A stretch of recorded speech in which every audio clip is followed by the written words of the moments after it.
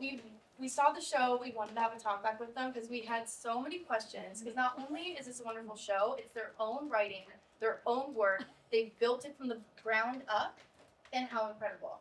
Tell us about your whole process on how you got from start at like square one to here.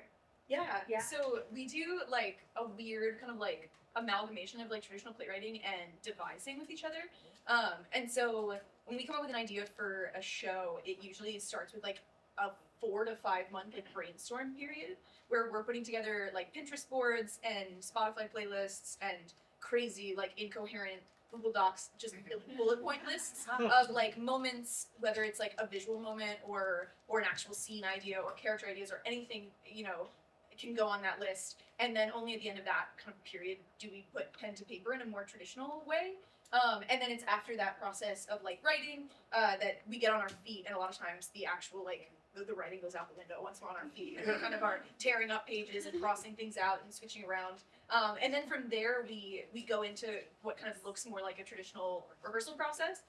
The only thing that's different is that usually in the rehearsal room, like I would say 95% of the time, it's just the two of us in the rehearsal room with each other. Going crazy. Yeah. And a lot of video taking. A lot of taking a video and watching it back and taking a video. And it's not until I would say we're at like an 80% product that we let other collaborators in, whether it's designers or just pals to see it and bounce ideas off of. And then we ended up here. I got nothing. And where did the concept of What a Day the Baby came from? We were like, all of our Fringe plays that we have, there's like 3 plays that we did at Fringe, they all kind of stem from this Americana archetype.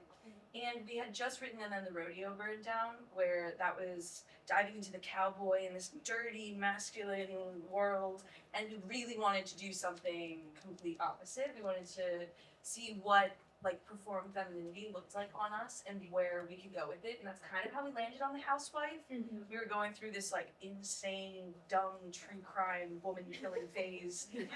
As you do.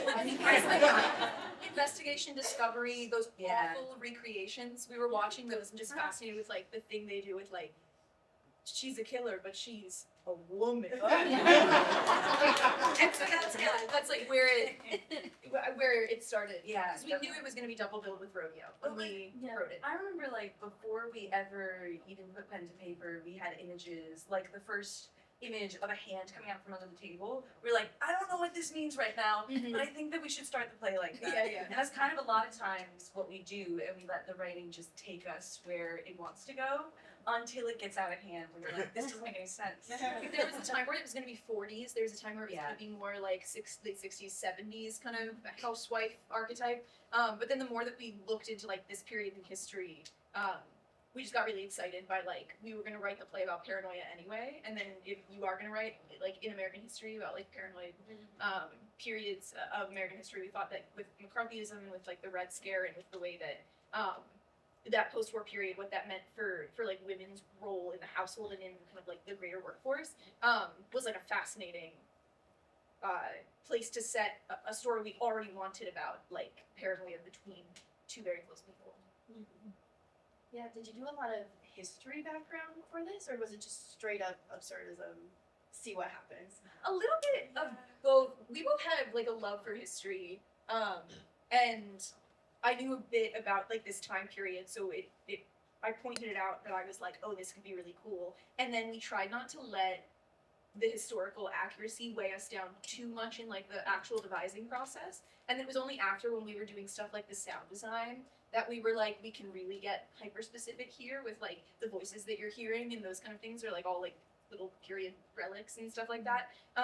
So it was more like we kind of did the research as actors rather than as playwrights. You know, like when we had our playwright hats on, we were like, I don't care. It doesn't have to be, I wrote it, it doesn't have to be real. In the script, it says something that looks like the 1950s. Like the setting. Yeah, so it's not, and we do that a lot with the writing process, where we're like, and then director Xhloe Natasha will figure it out, I'm sure. We wrote in one of our scripts, we were like, and then it rains. On stage. And we're like, send that. Each of them. That's their problem. And they did. They figured Well, it like, out. the script for this show had like we were like you know, I love an opening stage direction, you know, like the paragraph in the way that like is like here's the scene, kind of like in Arthur Miller, you know, it's just like stage I'm thinking of fucking what's the one? Is it Picnic? What is it? Picnic. It's All My Sons. All My Sons is the one that I'm thinking of. Where it's like stage left, a house. It's got blue shutters. It's got like that kind of thing. Ah, yes. Was like what we did with. Yeah, thank you so much. Thanks for going on the journey with me. That there is one of those in the script that is like the most like detailed way that the kitchen looks and where it's set up, and then like we got together as director Xhloe and Natasha to look at the budget, and we were like, never mind. So yeah, that we don't in our process. The playwright versions of ourselves don't really communicate with the rest of it. We can because then we would dream big. Yeah. But as you were saying, you have so many roles: playwrights, directors, actors. As directors, how do you give yourself notes as actors? How do you handle that multi-dimensional relationship you have happening between you and within yourself? I would say part of the benefit is that we've been friends for 12 years, and so we know each other so well, and we've been able to develop this like movement vocabulary between us that's like almost makes it hard when we work with other people. But I'm like, why aren't you reading my mind right now?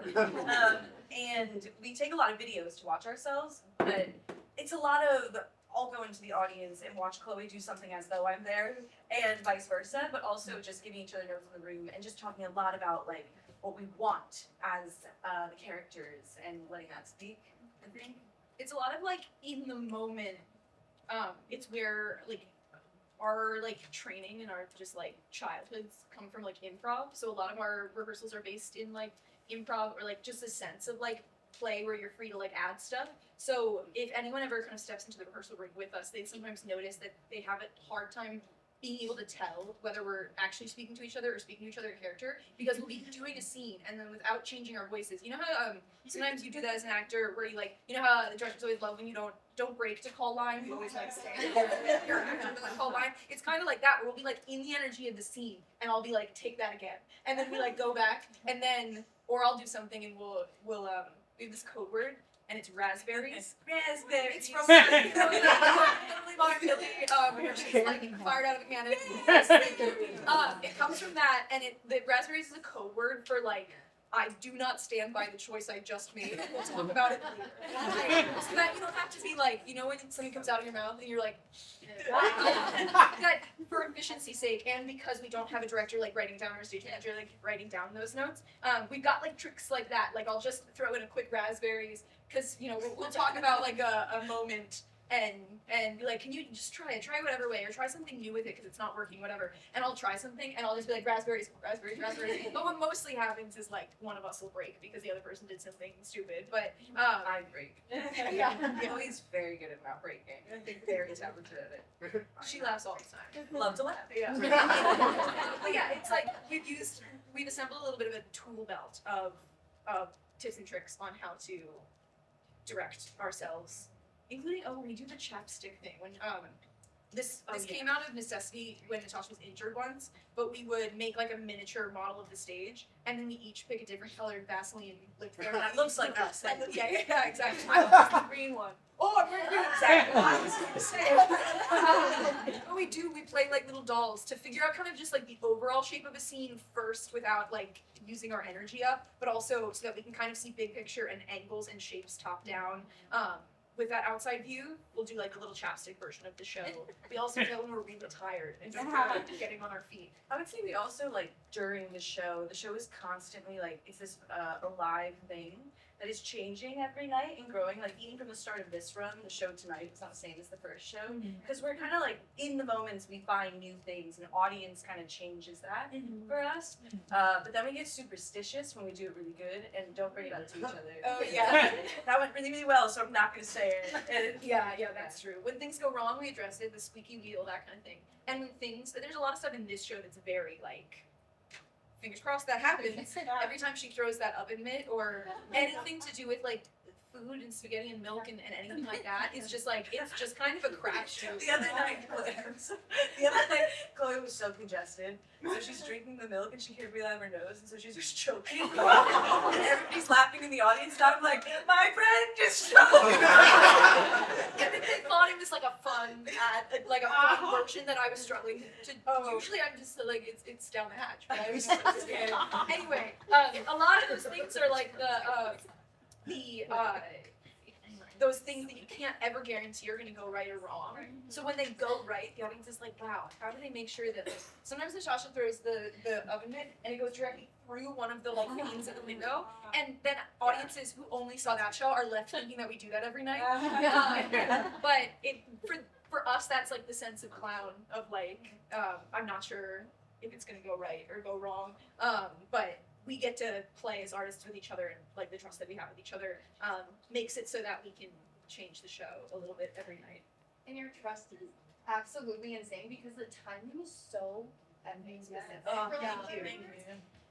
How did you do that? Just how did you do that? I think the cheat code and cop out answer a little bit is, did you uncross your legs because I crossed my legs? I actually wanted to do it. Anyway, I can't stop moving. The cheat code answer is that we've just known each other for so long. So there is like whenever we're like trying to figure out the length of a beat, we're like, we'll go up and then go. Like we just kind of know the like length of what we're talking about, which is so helpful. And then the other thing is that we hide cues for each other inside. Oh yeah, there's so many little.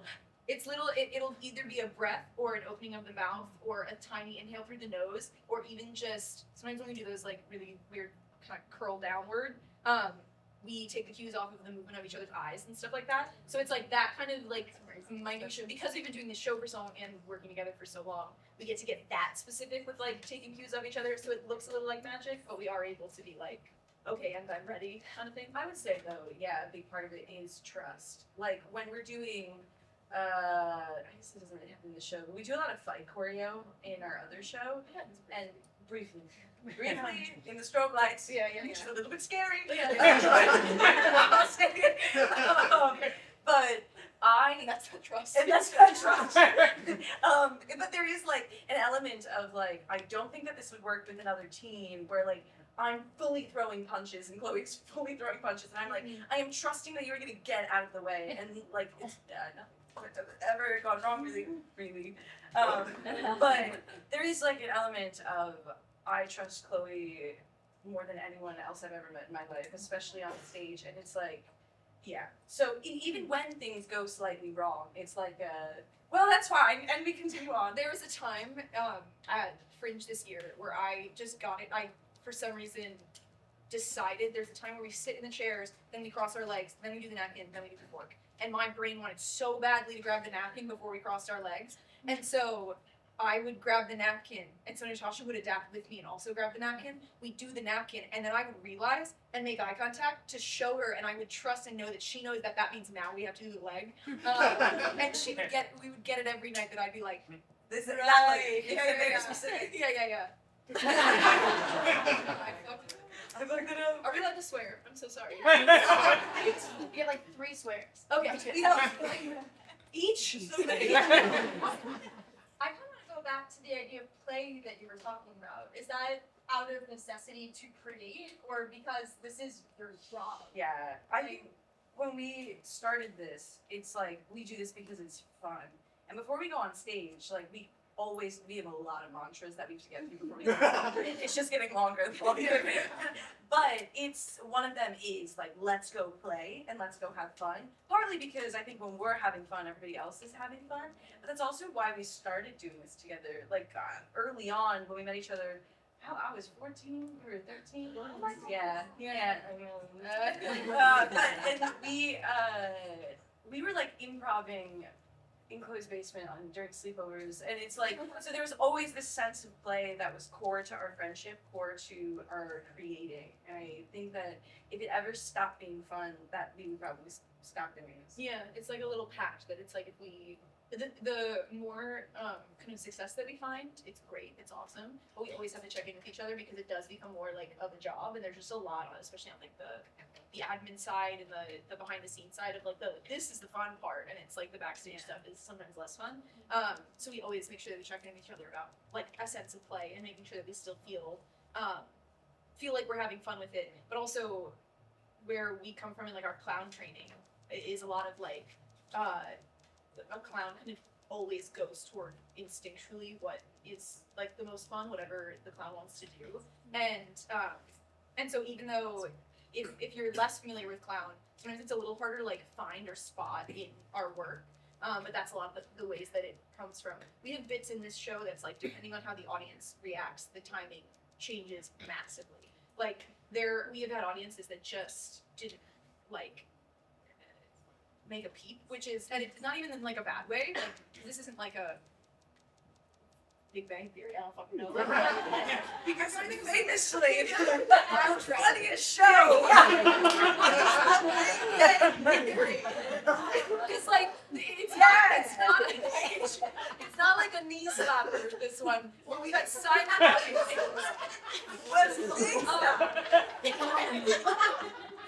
It's not like it's not like a show feels like a failure. It's not a stand-up set. Is that better? Good. It's not a stand-up set. Good. So if we're not laughing, we're failing at something. But we've had silent audiences where they are just leaned so far in, like with us, which is awesome in one direction. And then on the flip side, we've had audiences that are just like cackling the whole time until you're not. But like the reactions that we're getting change the show any night. Not even of different runs, but like if you guys were to come tomorrow, come back tomorrow.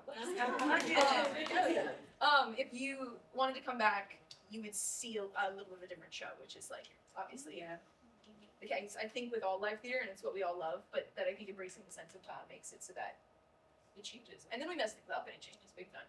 Love So, yeah. Where'd you get your clown training from? From school, or how'd you learn to love clowning? I went to Italy to study clown. I studied clown at this place called Accademia dell'Arte, which was really fun. Yeah, and I think that was like one of my first experiences with it, and there was a lot of commedia training that went along with it. But I remember just like, well, I was drunk a lot because it was Italy, and I was 20, and so I was like, not gonna do anything. But I also I just remember feeling like I found something that I'd already been doing in my life, and that I was able to put words to it. I just got so excited about it, and then I came home, and I remember I was in college at the time, and I was the president of my improv team, and I made all of them do clown. I was just like, we're not doing any improv games anymore. We're gonna do fun clown exercises, and so that was kind of like the birth for me. And then just around New York, workshops, those kinds of things. There's a great clown scene in New York, so it's really, there's so many people to see and so many people to learn from, I would say. Mine's less exciting. It's just New York. It's just like here in New York. But she got back and it's like, it's time. We got It's time. Yeah. But yeah, there are a ton of like workshops and master classes and great opportunities to clown. Especially there's like a lot of really great overlap between the clown and the drag and the burlesque scene here in New York. And so if you're into any of those three things, dip your toes into the other ones, because like it's amazing when they overlap. But yeah, I feel like we kind of have always just been clowns, and then it was when we started training that we were like put the language to like the things we were already doing. Slightly leap and jump, and then we can go into audience questions.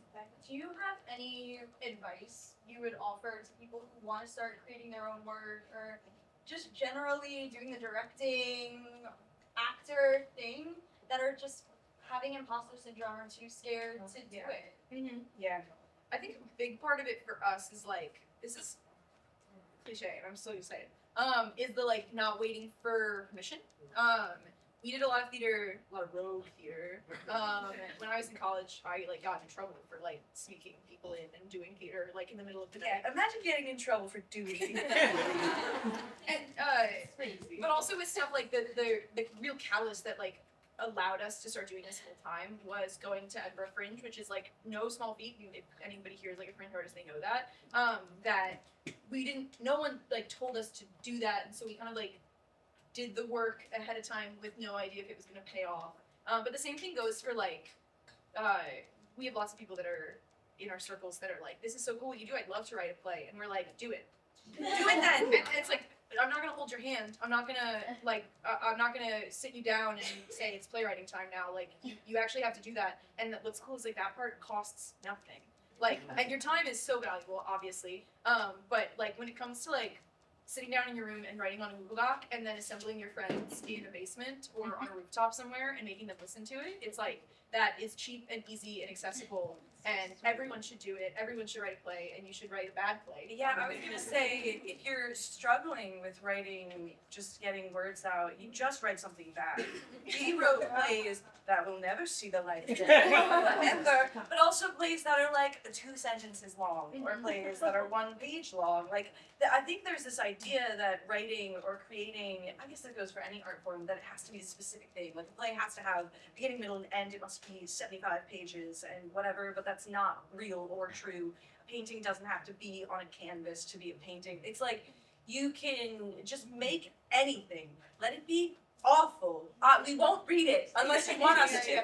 But I think that's like a really good jumping off point. And then I would say that part of the reason we have found success is that like we bounce off each other. So finding someone, anyone, to just creatively brainstorm with is really helpful. And even in like, if it's like a funny thing or a sad thing, just being like, I have this idea, because it's like, when I am falling on the ground, dragging, Xhloe will pick me up and put me back on my feet, and vice versa. So having someone to lean on it. Even if they're not making the thing with you, Yeah. just like a sense of community is like the biggest fucking battery charger. Is that free? The other one, I think a great just resource is Susan Laurie Park's 365 days, or 365 plays in 365 days. She did the thing where she wrote a play every day for a year, and some of them are multiple pages with characters in kind of traditional like play format, and some of them are just like, I love the way that she messes with like form, and some of them are like 2 lines or only stage directions. So if you're looking, they're like Drama Bookshop has them or online, but that's like a great one if you're struggling for like inspo.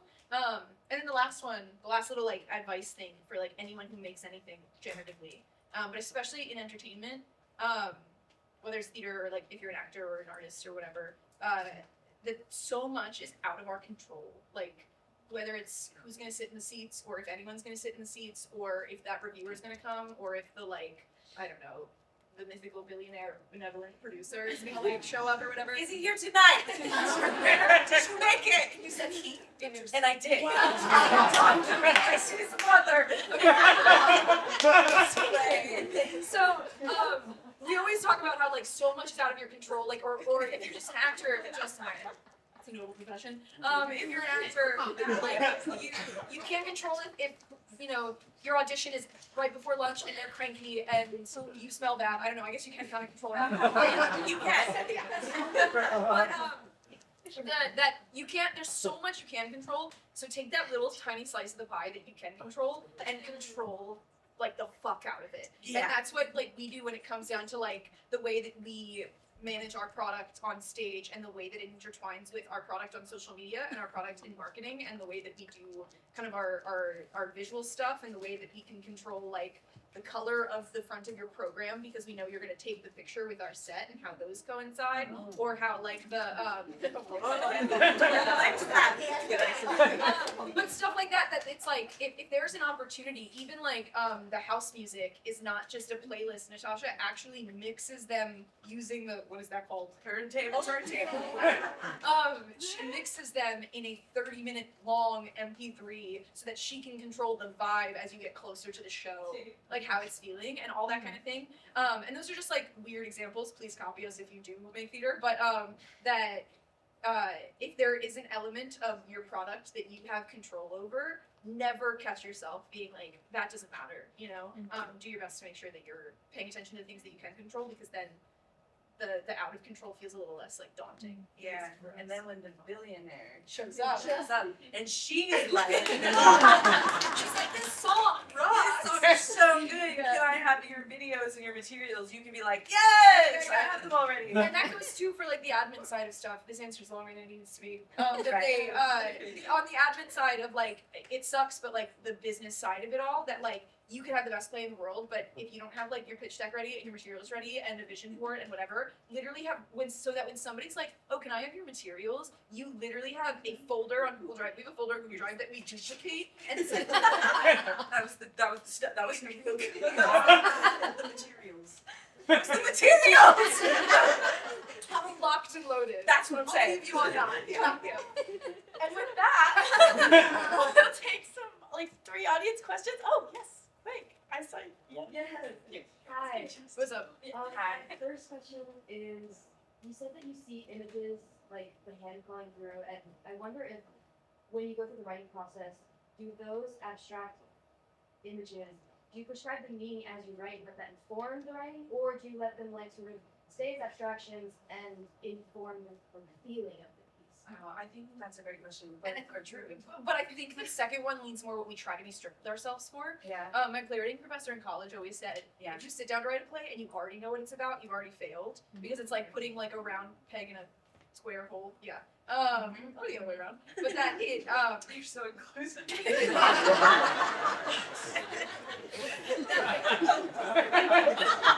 when it comes to like the symbols and like what they mean, like when we were like, what if the spaghetti's like a crazy color? And then we put that in the show. And then later, once the play is something that resembles a play, you can go back and tweak the symbols to mean what you need them to mean and follow kind of like a metaphoric through line. We also like to talk about them as like there's A level, and that's what's happening on the ground. That's what you guys see. And then it's like the B level is like kind of what's happening emotionally, subtextually. And then C level is like what's happening with God or like with like that kind of thing. And when we write, we try to stick to the A level and dipping into the B level. Don't try to be like, I'm gonna sit down and write a play about like the plight of artists in New York and the way in which artists are not paid enough. That is true. Like artists aren't paid enough. But if you sit down to write that play, you can't work in that direction from like big to small. So we try to work small, big. I would also say that like sometimes we get really lucky where like we'll have an image that we're really into, and as the play is going, we're just like, oh, and then it means this actually. Yeah. And we're just like, Yeah. we're just like, we get to the end of the play and we're like, oh, and then that connects to that on accident. Yeah. And it's awesome when that Yeah, happens. yeah. That feels so good. But yeah, I think it's really just like, it's another example of we really follow our impulses with it, where I'm like, I trust that this is going to mean something at some point, but being strict enough to like not force it. Mhm. But great. It's I'm not- so glad this one made it. What? Hands coming out from the Oh yeah. It makes sense. This play makes sense. Right? Yeah. But yeah. Second question. Yeah, go ahead. Where and when did you decide to put the hand phrase in? Was that, and how was that informed by the female physical? I would say the interludes came out of a conversation where when we were talking about these women being surveilled somehow, we were like, we can't have a real conversation on stage. And so we were thinking about clever ways to show that they're like having conversations but still not letting the audience in on them. And I think that was like the gateway into it. We thought it would get exhausting for the audience to not ever Yeah. feel that release, like to see that amount of tension, which is on purpose to like display that tension. But for you guys to also never see it break, I think gets a little like monotone for us. Yeah. And also part of like our brainstorming process is so like music based. We're such like music based people that if we can find a time to use music to tell the story instead of us, it's such an efficient way. We were like, that's a great way to get to see the way that these figures get to move in this universe that you haven't yet, that still like follows the rules of the universe. Yeah, thank you. You guys can I don't want to want do the it. pressure. That's a strong hand. That's a strong. Yes. First half, as director, actor, playwright, what producer are you manifesting working with? A rich one. This is very neat. It's scary, right? Yeah, when yeah, someone rich comes along, Right. one, but then other half, I think, is where you see at what point do you feel safe enough to let's Yeah. work go further than where it is now? What do you dream toward this piece? Yeah. Yeah. Yes. These are all great questions. Yes. It's so true that it's like obviously you don't want to say yes to the first person that just like waves money in your face or whatever. So obviously there's a lot of producing means like so many things. So we met a lot of really great like creative producers that we love and like really vibe with artistically. But then there's like financial producers or producers who do the fundraising, kind of find the money for you, and can have experience with that on a level that we don't have. That's like a huge part. Is that like this run we're self-producing. We've been self-producing almost every run of our shows, and it's great and awesome. But also we're I think hitting a little bit of a ceiling with what like we are capable of in terms of like we've never done this before. We've never like done this career path before, and so we're looking for somebody that obviously can help take our show to the next level. But another huge like kind of ideological thing for us is that our work, because it's absurd and because it's clown and because it's like a little on the funkier side, sometimes gets the rap for being like too weird for people to enjoy. Bespoke. There's a man that we love to talk to. He calls our work bespoke. and so we get a lot of advice. Sometimes where people are like, your work is too bespoke. Yeah. Maybe consider write your like 14-person musical, and then once that gets successful, then you can do your little like 2-person things. And I would love to find the producer that believes that there is like an audience and a hunger for work like this. And I'm not saying like this play is perfect, don't touch it. That I can see this play changing, expanding in so many ways. But we're a little bit resistant to the idea that like absurd, weird, queer stuff isn't like commercially viable, and obviously like we're not kicking Wicked out of the Gershwin anytime soon. But maybe Lion King. But that there is like a hunger for this kind of work and kind of like weird stuff, even if you don't quite know that you want to see it yet, because clown is like a little bit of a dirty word still. So I'm looking for like that person that has like kind of that commercial experience and the connection that we can't have, but also like believes in the product in the way that it exists now, not in a way that I don't ever want to change it, but in the way that that it's like the heart of what we do. Yeah, I would say it's gonna be hard because it was out of necessity that we kind of did everything. Like that we built the set and the sound design and the costumes and wrote it and directed. It was out of like this like we only have each other, but we really want to do this. And then now it's become so ingrained in our work that I do anticipate there's going to be some growing pains of like someone else gets to do this, and we can be really protective and really precious over our work. But I'm excited to see what other people, other designers, and other ideas when they enter the room, how much bigger these projects can get. Because it's just us going crazy. And Sarah, are you still up there? Sarah.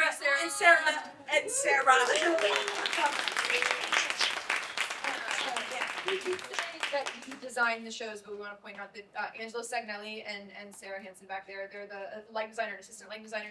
We do not touch the lighting design, and they're brilliant. So shout out to them. That's a cool question. Yeah. We had somebody over here. I don't know. Right there. First of all, manifesting that producer for you. Thank And you so also, much. like, who says clown doesn't sell? Because, like, Dorian Gray had a whole lot of I'm sick. Look at Cole's skull. Like, Thank you. So, my question's going to Edinburgh, especially for the first time. What is that whole process like? Like the fundraising, the showing up in different countries, and actually put on your show. Yeah. It was exactly that. Yeah, I would say for Americans especially that it's really a financial feat. And that our first year that we went to Edinburgh, we were like, we just have to get there. It was like missing rent payments type stuff. If we had known how expensive it was going to be our first year, we would not have planned to go. We had to like kind of trick ourselves that first year. Yeah. I would say our very first year we did, it was the two of us, Angelo, our lighting designer, a duffel bag. We stayed in an underground hostel. We did 1 week of the festival instead of the whole thing.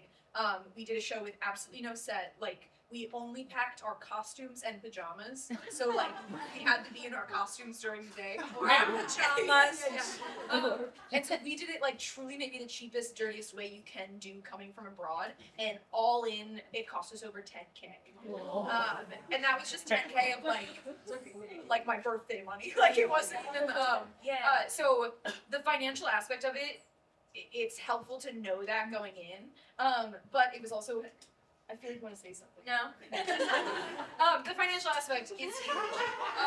But the creative side of it for us was like being really realistic about our goals. And like Natasha said, our goal literally was to be able to say that we performed in Edinburgh, and that was it for us. That if you have goals of like commercial producers or extended like runs in other places in the UK, or dare I say profiting, then you gotta look at like a completely different model. But if your goal is like exposure for your work and the experience and meeting cool people, doing the like, I'm gonna get a band together and just wake up in another country and put my little show on, I think that's like a viable thing.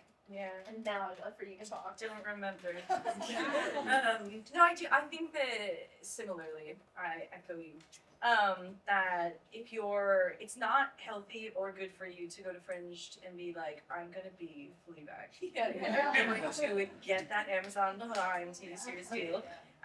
Because there's so many things happening. So yeah, really managing like expectations and then into it. Yeah. But yeah, and then I also would say that there's like an endurance to Fringe that people don't warn you about, because it's small city, a lot of people, everyone gets sick, but also like it's exhausting, and there's something happening all the time, and you have to be on all the time, And it is like a whole really want it. Yeah, in order to profit from it or get something from it. It's a little rest. Yeah. Yeah. But The endurance side and the like bang for your buck feels really low on paper. Like I said, like with that much to do a small version of the show. And like the theaters are smaller over there. They're usually not theaters. We perform every year in a hotel. It's like a conference room converted into a theater. Like a 50-seat theater is mid-size at Fringe, so you won't, if you want to perform to 200-300 people, I hope you're richer than I am. But that kind of thing feels strange. And also slots are usually an hour, so your show has to be under an hour, which also feels crazy if you're already working on a project that's maybe 90 minutes and you have to like shorten it. All of those things, like the rules of theater, especially the way they exist in New York, do not exist at Fringe. And so maybe like kind of managing your expectations, which sounds negative, but it just in the way of like Fringe culture and Fringe theater culture is completely different. And if you're ready for that and ready to like rock out for that, then you're like more likely to have a good time. And it's like, also like so fun. oh yeah, it's a good time.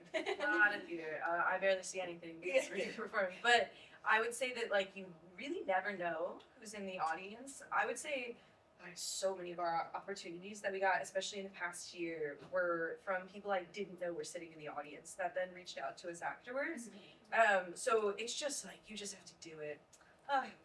And that's the advice. Yeah. Do one more really quick question. Really fast. Watch us do it. Someone over there. Okay, great. Okay, great. You say hi. Thank you. And thank you, Ted.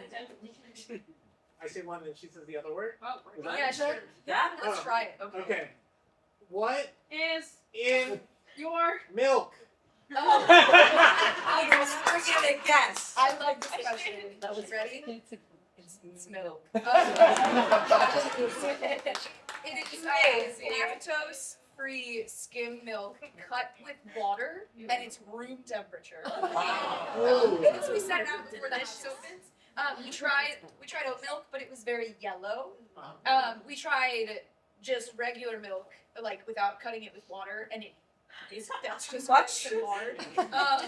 And it like, this is gross. It almost it like comes back up. Because the dresses, not these ones, our old costumes, weren't elastic, so I would bend over in the middle. Anyway, it's room temperature milk water that's been sitting out for about 45 minutes. Good question though, because most people ask us about the spaghetti, and now we won't tell you. Yeah. They have the milk in the bar downstairs. Actually, the bar downstairs, the bartender made a whole line of like signature cocktails to do with this show. If you guys haven't gotten the chance, there's like a green one with like little gummy spaghetti in it, and then there's a milk There's a punch milk one, Yeah, yeah. there is like one that actually has milk in it, but it's way better than what I'm doing. It's really good. Yeah. So check it out if the bar is open now, and if not, I guess you'll have to come back tomorrow. December 31st. Yeah. Come back, get your tickets. It's my third time seeing it, and it gets better every time. Thank you.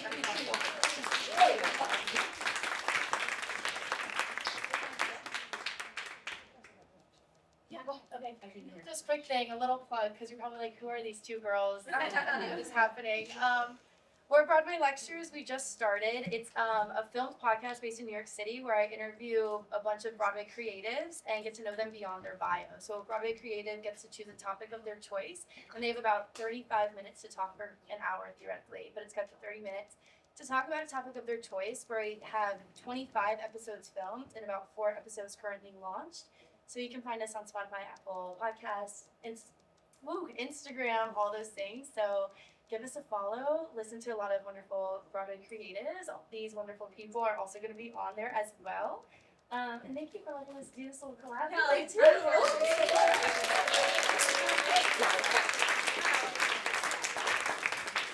Thank you guys so much for sticking around, for you guys for supporting us, and yeah, and come to see art and stuff. It like directly helps us keep doing what we're doing. So thank you guys so much.